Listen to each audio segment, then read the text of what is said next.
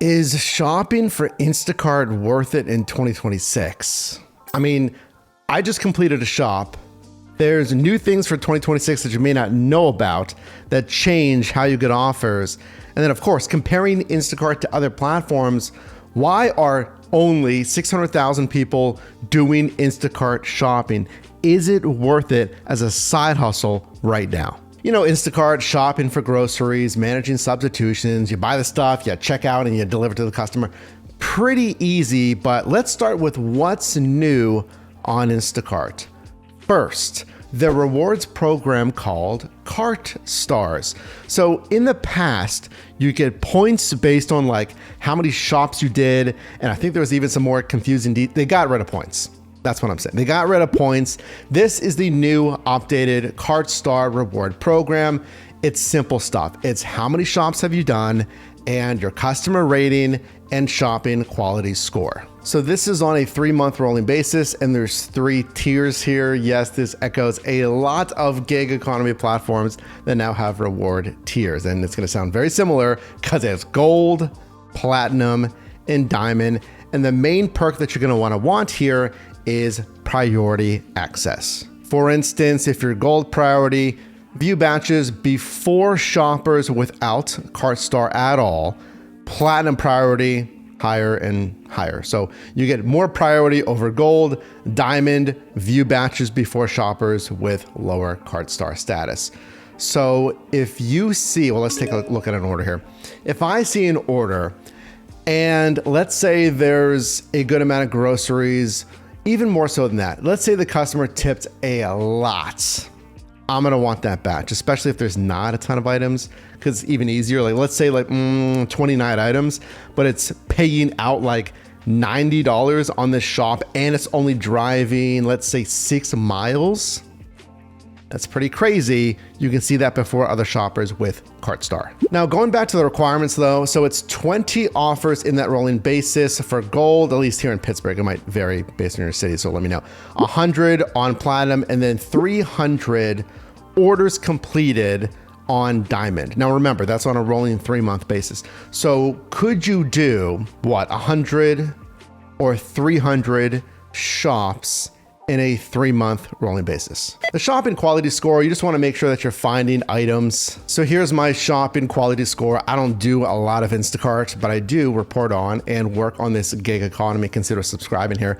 And we'll see things like found items, replaced items, requested refunds, and the things that lower your score, damaged items. So just make sure you're checking items. Wrong items, missed items, or unrequested refunds. You can see it doesn't affect the score as much as those other categories. So that's new. Now, a problem with Instacart are those replacements. Again, I just did a shop on DoorDash. Even though I'm not a fan of shopping, you'll have to let me know if you like shopping gig apps. But they improved here in 2026 the replacement process. So when items are sold out, you'll get improved replacement recommendations, help with comparing and selecting replacements, and then customers now get automatically notified and they can more easily approve your substitution. So what's going to happen is if an item's out of stock, if there's not already a replacement recommended, either the customer recommends a replacement if something's not in stock, or Instacart might recommend replacements. You can take a picture and submit up to 3 replacements. That's automatically going to go to the customer's phone. They're going to get a notification, and it's very easy. You don't have to go back and forth texting with them. When I first did Instacart years ago, and Shipped, by the way, that's a competitor. So that was a huge pain, like texting, okay, hey, they don't have this cake was one example. And I had to go back and forth for so much time, and it's wasting my time.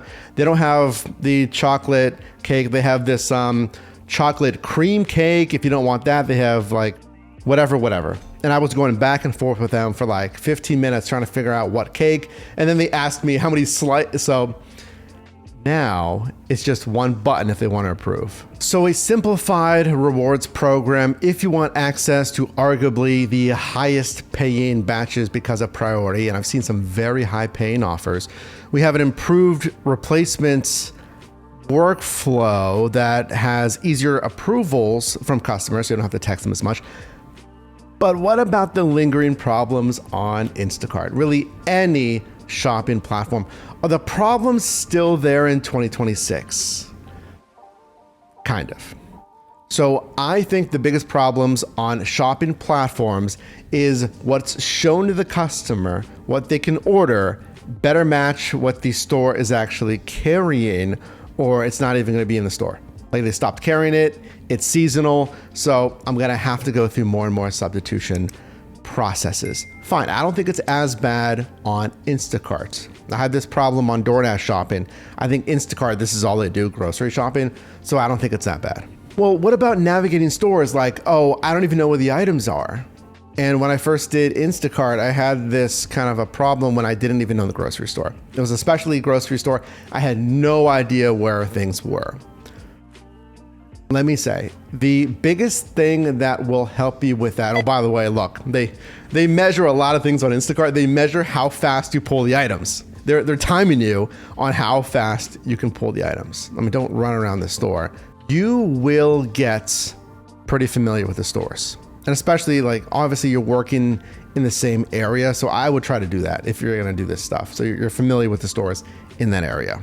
Because even on DoorDash, I had a shop where I had to go back to the same grocery store. And even on that second shop, I was already familiar with like, oh yeah, I just shopped for soy sauce. I know exactly where that's at in the aisle. Another problem, well, what about all this stuff? Like I'm managing stacked orders, by the way, so you can shop for 2 or 3 customers at the same time.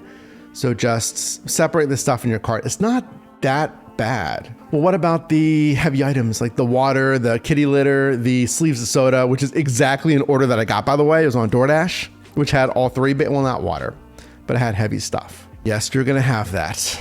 I'll be honest with you, you're gonna have the cases of water, the kitty litter, the like 6, 8 sleeves of soda. You can see what you're shopping for ahead of time. And even Instacart will have a tag that says heavy to let you know. So I feel like those pay more. Those have boost pay, like extra pay. If you accept those ones, because you're not gonna necessarily know where it's delivering to on the offer screen, like, yeah, you know the area, right? But you don't know that exact house. What if the elevator is broken? What if there's only stairs? I'm just letting you know, like you can get a wagon.